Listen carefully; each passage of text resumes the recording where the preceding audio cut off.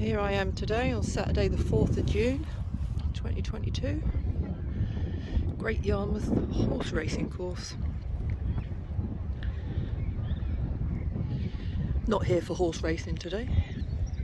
Here for the Great Yarmouth Comic Con 2022. Here we go then. Let's see what this year's Comic Con's like. It's quite good last year. Also a lot warmer last year. It's bloody freezing.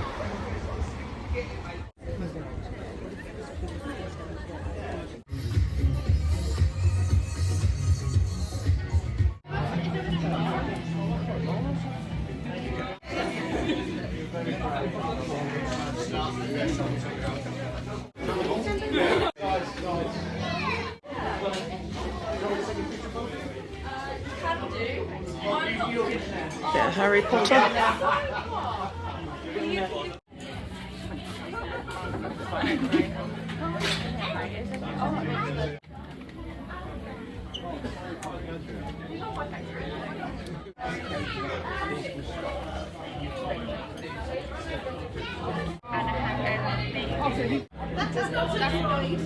No, no, we changed it a little bit.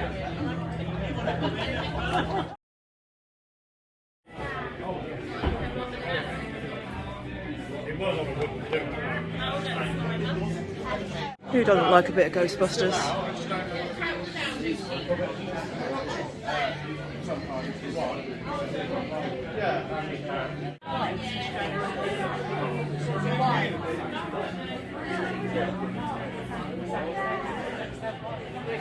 You ready? Alright. Merchandise, pretty standard merchandise for things like this, I guess. Overpriced. Celebrities at the end. You pay to have your picture taken, pay for an autograph. Pretty cool.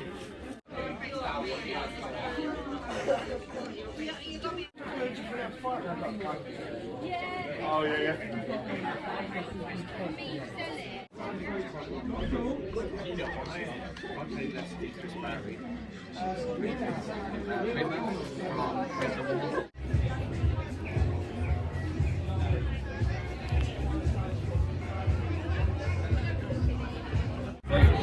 I love dinosaurs.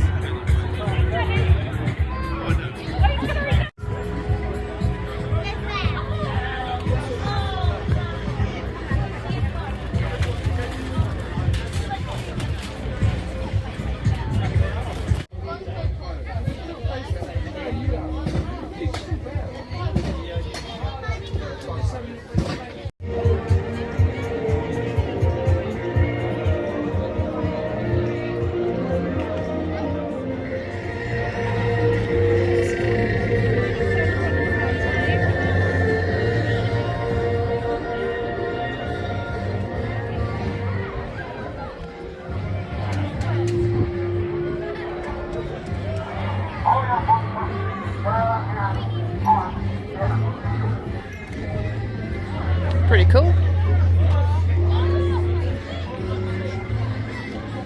Like a bit of Joker.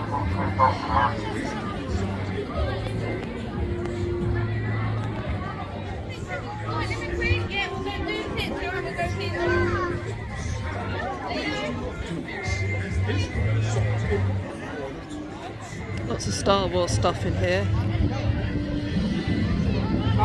Shame I've never watched it. Perhaps I should.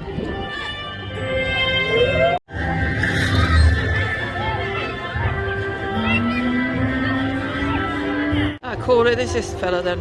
Wait, then hold hands.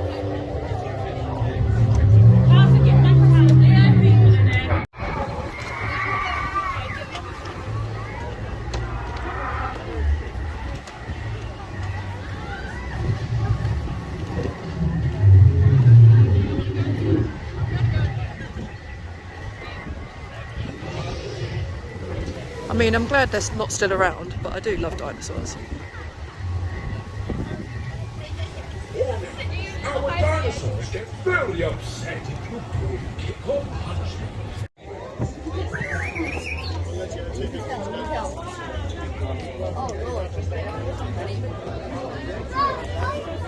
Stand aside, please. Stand.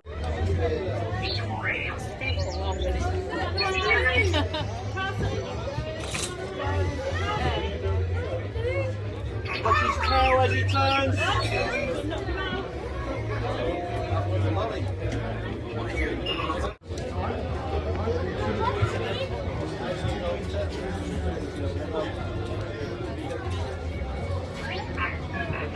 Sorry, let me just try and make it.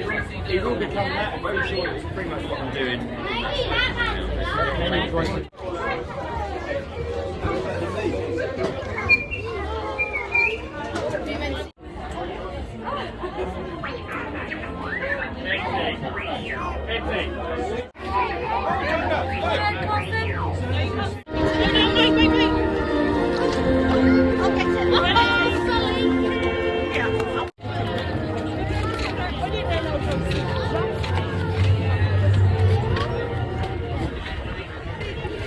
We're just going to move up a bit so that we stop the photos.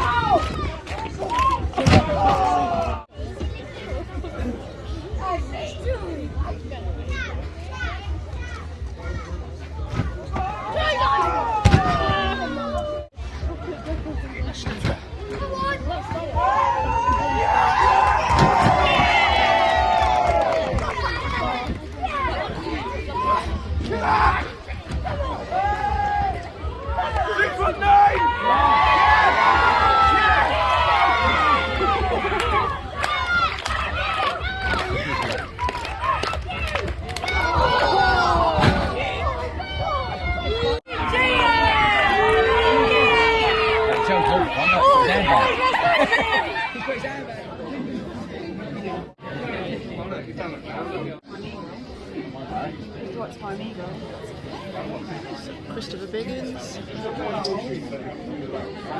Colin Baker, former Doctor Who.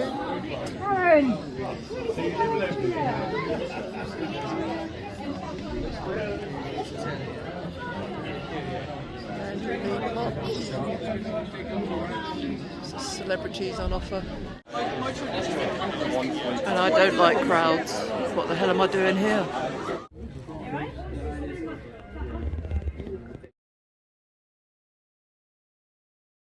For being a huge part of my life when I was growing up. Does your family know? I won't tell a single person about that. But to answer your question, yeah, of course, but it would have to make sense. Just sticking a load of old people in to hover around Makuti, who are going to be the new Doctor, doesn't make sense unless there's a very good reason in the script for it. That's why I enjoyed doing the 6-ish Doctors, because it was myself and Peter and Sylvester and Paul giving our tribute to the show without messing up a storyline by being in it. And whatever you may think of multi-Doctor stories, they don't always turn out to be good stories. They're kind of novelties with a lot of old actors in it, not knowing quite why they're there. So the good story comes first, in my opinion. Lovely to see that the women have their Doctor, and the only reason we've always had male doctors is because this show began in the 60s, and they didn't do shows where women were the stars, and so that is the reason. Now I have to say, I'm not in the let's have a female James Bond camp, because James Bond is a character in a novel who is described as a male. That's not true of Doctor Who. Doctor Who is a Time Lord who could be a Time Lady who changes every time they regenerate. So I'm in favour of there being interesting regenerations and something that reflects the more of us. Bring your knees in tight. Yeah, got it. It's a pelvic thrust.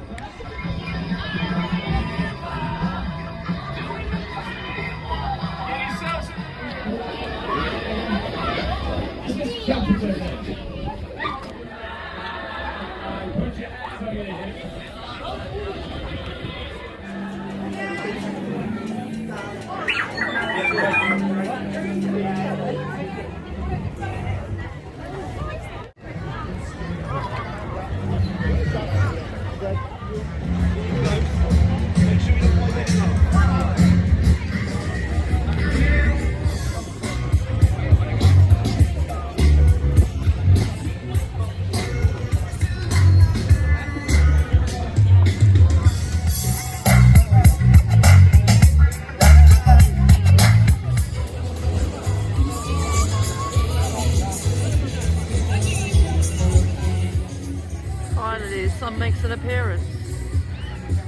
Freezing today.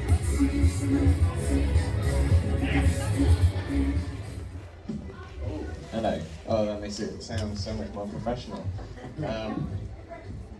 Hello. Well, welcome, I guess, to my Q&A. I thought I might be getting interviewed, but apparently not. But we can get through it anyway. So yeah, some of you might know me from guys. I don't know, there's no information that I can give you that's not new, but I did tell a few people at the table. I think, as far as I'm aware, a company did buy the rights to Primeval fairly recently, and I imagine they did that for a reason. It wouldn't surprise me if they brought it back, especially the brand of Primeval. I think they should. You know, I'm showing the show to my 5-year-old at the moment. You're getting into acting. Oh, I was rubbish at everything when I was younger. Like, I couldn't play football. I was really naff at sports. I didn't know what was my thing. My sister was good at singing, had an interest in singing, so we went to a place called Scarlet Kids after school. That was £1 a person.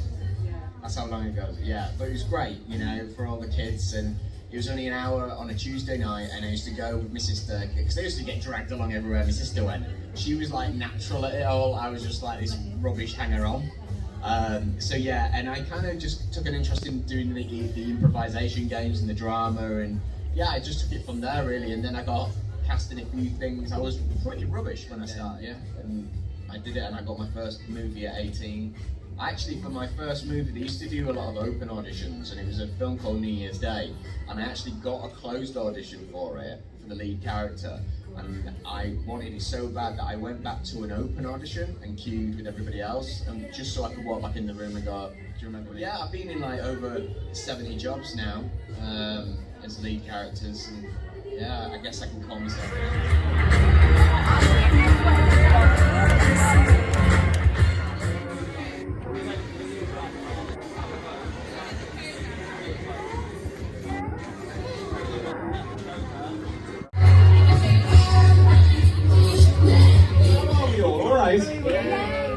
I'm going to sit down now. I'm a bit like Bionic Man though, because I've had a new knee put in last year, which was a great success, except that I find I get stiff, if you pardon the expression. and then I had a new valve put into my heart, so I really am Bionic Man. But everything has worked out really well, all thanks to the National. The craziest thing that ever happened on Rocky Horror set. Well, Rocky Horror, we filmed for 10 weeks. And the Transylvanians got £100 a week, so that was £1,000. At the end of it, I bought a sofa bed, and we were stoned every day. Not from taking it, but it was in the air. It was, you know, I've never seen, it was like a blue haze. What was it like when I was in the jungle? Well, I personally loved every moment of the jungle. It was fantastic. And of course, it helped when I became king of the jungle, which I still am. And I'm thrilled. The one thing about the jungle is you only see 1 hour of our 24 hours. The other 23 hours are so bloody boring. Because there's nothing to watch, nothing to listen to, nothing to write with, nothing to read. It was just unbelievable. All you have are your fellow contestants, and some of them can be really boring. I love the Bush Trials. I mean, there's when I had to, there were so many, but I had to eat a kangaroo's penis, and at the time, I said, when they put this out, I said, I've had worse things in my mouth. And then the kangaroo's bollock, which I had to eat, I bit into it, and all this liquid erupted in my mouth. And then you had to chew the sack, and 9 months later, I gave birth to a Joey. So, I see me. I can't believe what I've done. You know, I played Nero in I, Claudius, which I just loved. I played the sex-crazed vicar in Poldark, which was marvelous. I was with the Royal Shakespeare Company, so I've done a lot of serious stuff. And then, as I get older, I don't like learning. And I also, Joan took me to a dinner party given by this very wealthy millionaire couple who were like the king and queen of Hollywood. And there were 300 of us in the foyer, sit-down dinner in the foyer of their house. So you can imagine what the house was like. And I sat, the party was for, do you remember, the older people might remember, George Burns. Remember George Burns? He was a comedian, an American comedian, and it was his 90th birthday. So my table was myself, Shakira Kane, who luckily I knew, Frank Sinatra, our hostess, then George Burns, a woman, Sid Lawrence of Sid Lawrence, Lady Gourmet, and Dan Aykroyd. And Dan Aykroyd said, pinch yourself, Biggins. You don't often get nights like this, but you don't. Now, George Burns' 90th birthday, that was fine. But to be one away from Frank Sinatra, I think if my mother could see me now. So I called Frank Sinatra Sir, and I called him Mr. Sinatra, and eventually he said, Christopher, call me Frank. So I thought, well, I'd let this moment go by. So I said, Frank, about 10 years ago in London, I played Nathan Detroit in Guys and Dolls. And he said, you know, Christopher, so did I. And I thought, that's it, I can die now and go to heaven. I mean, you know, it was just the most amazing. Then he said, would I go in the corridor with him after dinner? And I thought he was going to kill me. You know, he's a gangster. And he wanted to have a cigarette, and his wife wouldn't let him smoke. So I sat with him whilst he had a cigarette.